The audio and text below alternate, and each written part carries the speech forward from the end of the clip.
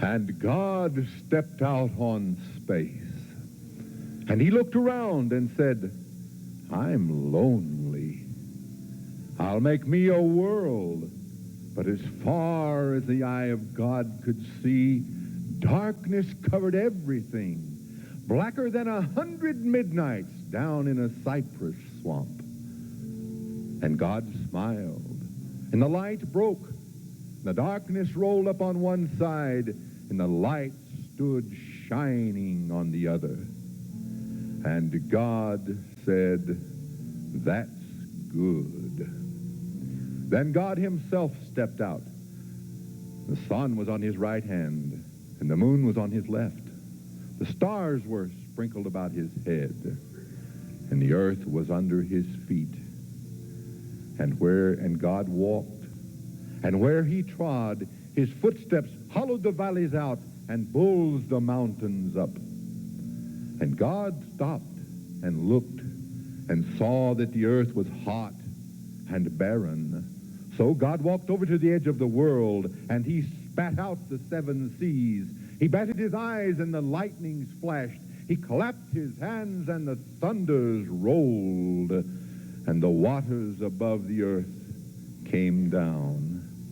The cooling waters came down. Then the green grass sprouted, and the little red flowers blossomed. The pine tree pointed her finger to the sky, and the oak spread out his arms.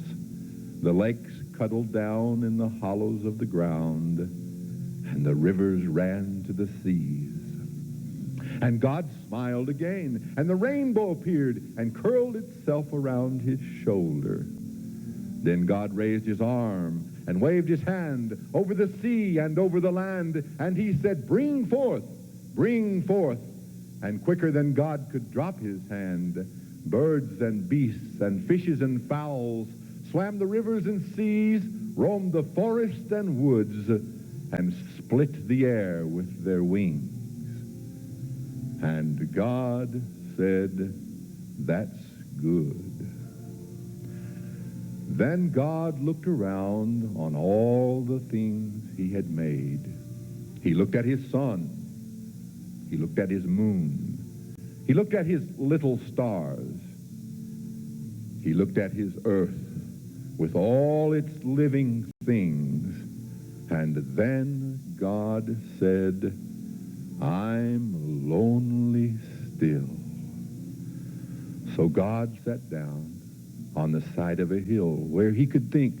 By a deep, wide river he sat down, and with his head in his hands, God thought and thought until he thought, I'll make me a man.